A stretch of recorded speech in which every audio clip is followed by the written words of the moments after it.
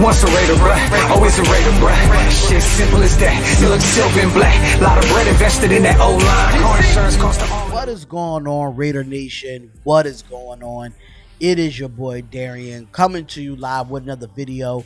It is the Spotlight Raiders Talk. Shout out to all the subscribers that have subscribed to the YouTube page. If this is your first time ever being at our YouTube page, I would suggest that you subscribe and hit the bell button and get the latest news and all Raiders news. And I just want to let y'all know, if y'all do want to be a part of the Raider Nation Discord, the link will be in the description. And if you want to be a part of the Spotlight Raiders Talk members only live chat, make sure you subscribe and hit the bell button and become a part of a member of the memberships for the Spotlight Raiders Talk.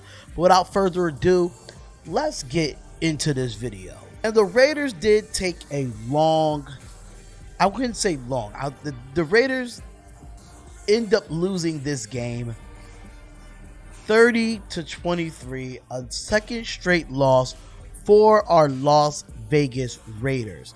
We saw some good and we saw some bad when it came to this breakdown. I did not want to do a live stream because I was still heated from the loss. Now I'm finally calmed down and I'm able to give y'all a video that is going to break down this game.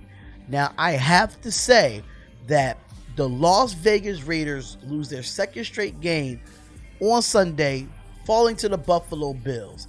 Now the Bills had their way on offense, scoring 30 points relatively easy, because at the time, knowing that Paul Guttner needs to be fired, in my personal opinion.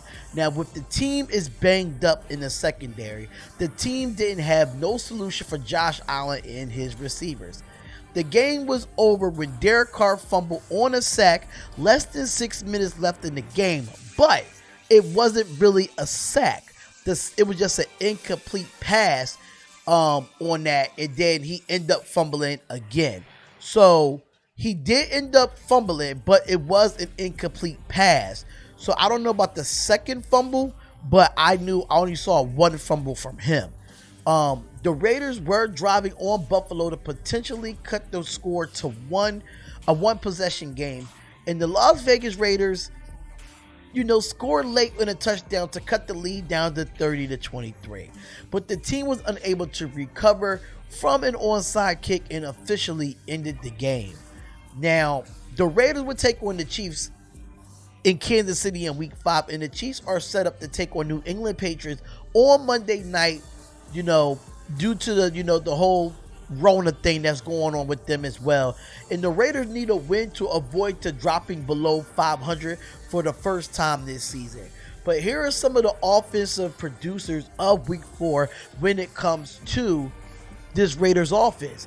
Now, we had our leading passer. As usual, people want to downplay Derek Carr, but the numbers do not lie. He was 32 of 44, 311 touchdowns and 2 TDs and no interceptions for the 4th straight week.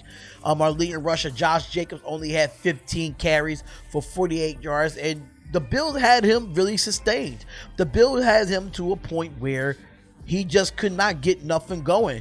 That's why Derek Carr threw the ball for 44 times, because we could not establish the run. And when we did, John Gruden went away from it. Then our leading receiver was Darren Waller. He did have a bounce back game, but he did have a few drops that I did not like from Darren Waller as well. But I can say he had 9 catches for 88 yards. Now, looking back on this, and we thought that the Las Vegas Raiders wasn't going to have much trouble scoring in Week 4, but the Buffalo Bills allowed 300 passing yards in back-to-back games, and their run defense looked very vulnerable, and we thought the Las Vegas Raiders team that we have can get the second, get the win on the season. But however, it wasn't the case, and we end up losing, the way we lost, and while they're 4-0 and the Raiders is 2-2. The one thing I can say about this is that we could not sustain drives. We could not sustain drives at all. The Bills was the first one to score when the quarterback Josh Allen found a wide receiver in Gabriel Davis for a 26-yard touchdown later that quarter. Kicker Daniel Carlson did hit a 54-yard field goal, and Buffalo striked again in the second quarter, hitting Allen with a wide receiver, Cole Beasley, for his second passing touchdown of the day. Now the Raiders would definitely had their field goal game look really good, but it was a lot of things that really did happen in this game, and it seemed like the Raiders weren't able to score. But however, Derek Carr cut the deficit to 17-13 with a 3-yard touchdown pass to Jason Witten, although they were losing, but wasn't by much. Now, the turnovers really didn't help us at all. And the things stayed pretty the same in the third quarter. The Raiders they only scored when Carlson hit his third field goal of the day. Nevertheless, things looked to turn around in the fourth quarter when the Bills scored a pair of touchdowns to make it a score of 30-16. The fact that Carr and Waller lost fumbles didn't matter. It didn't matter at all.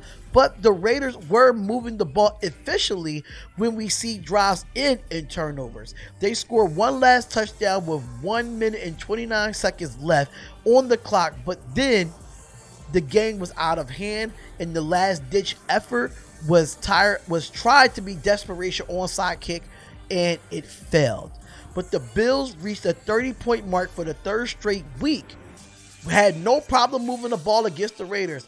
Paul Guttner's defense was a leaky self, and it let the Bills team march up and down the field all through the game. Now, turning the ball over didn't help the Raiders either, but we did have some nice drives. I can say we had some nice drives in the fourth quarter, but we couldn't capitalize on them at all. Now, the silver and black, which is the Raiders, y'all know what it is, and themselves is now at a 2-2 record, and wonder if when we will get back in the winning column. That would be, I don't even know what to say right now, the way that we played today. Like, we see some highs and we see some lows when it comes to this Raiders game, man. And Paul Guttner, I feel as though that he needs to be fired, because I feel as though that you end up releasing Demarius Randall, and we don't have no veterans back there. And our first round pick, Damon Arnett's going to be out for at least 6 to 8 weeks to heal that thumb. So I don't know what to see here when it comes to this Raiders. I just don't know what's going on with us, because at the same time, I still feel like we have a chance to get back in the win column, but I don't know if it's against the Kansas City Chiefs. That is the biggest problem, because our defense, Paul Guttner, is allowing 30 points after 30 points after 30 points in these last 4 weeks. And I'm not really the first week with Carolina, but the next week and the following week and the following. The last 3 weeks we've been giving up mad numbers. Like, I don't understand. We really can't get to the quarterback. We did sack him late in the game, but we can't get to the quarterback. We can't cover anybody. I don't understand why on the 3rd and 6, when we about to get these guys off the field, Paul Guttner wants to have our corners sitting 10 yards back on a 3rd and 6. I don't understand it. I don't understand it whatsoever what Paul Guttner's scheme is doing. He got people playing out of position and people playing uncomfortable where they're not supposed to be playing that. And it's been like that since last year. So that is my rant on Paul Guttner. Now, my rant on John Gruden is this on the offensive side of the ball. Now, this is my problem with John Gruden. If it ain't broke, don't fix it. Nelson Aguilar was getting open all game, and you just was not calling his number. You was not calling Nelson Aguilar's number in certain instances. But I can't just blame it all on John Gruden. We got to blame it on the penalties that we had as well, with the block in the back. In the touchdown that was brought back, in my situation, it was brought back where we had, illegal man. I think it was a legal man downfield, if I'm not mistaken, or it was holding from Colton Miller. We just had opportunity after opportunity where we could not capitalize on those opportunities. Just like last week with the New England Patriots, we did the same exact thing. Turnover, penalties. It was just undisciplined football on both sides of the football when it comes to the Raiders. Yes, we lost 30-23. I can completely understand that. But at the same time, disciplined football is getting away from the Las Vegas Raiders. I'm being honest. As a real Raider fan, people want to blame Derek Carr for this game. Blame that defense giving up 30 points. How about that? Nobody wants to talk about how the defense played like crap today and they walked up and down the field on us all game.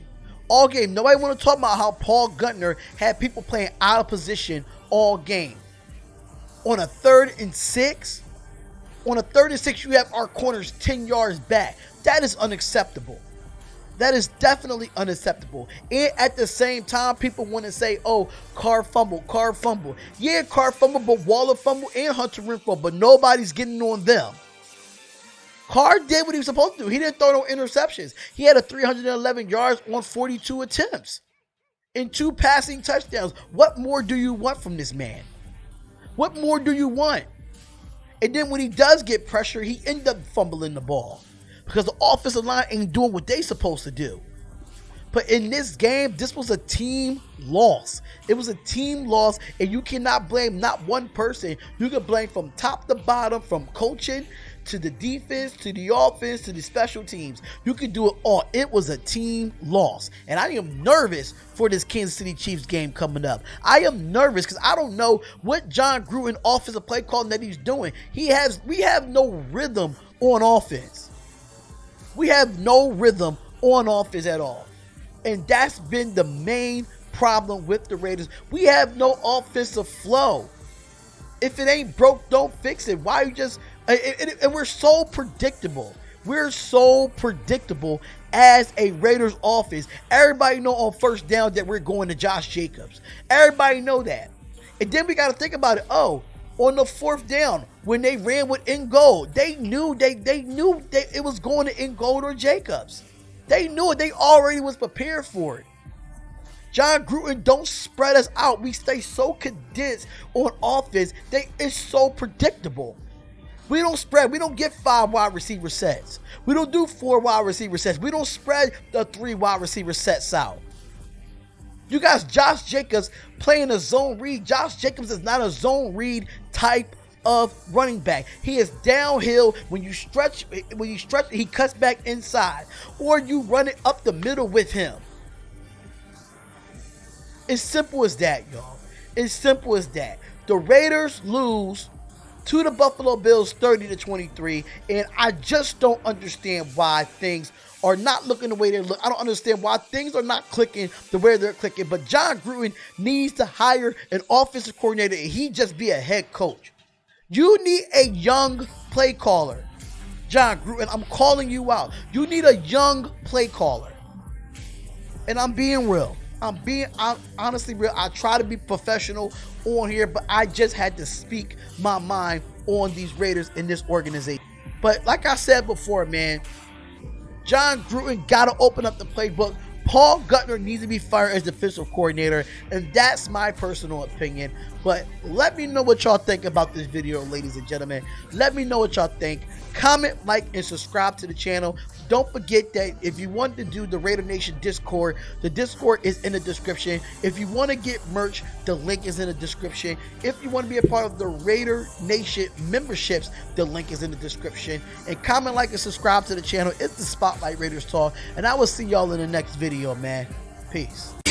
Once a Raider, bruh, always a Raider, bruh. Shit simple as that. You look silver and black. Lot of bread invested in that O-line. Car insurance cost the all.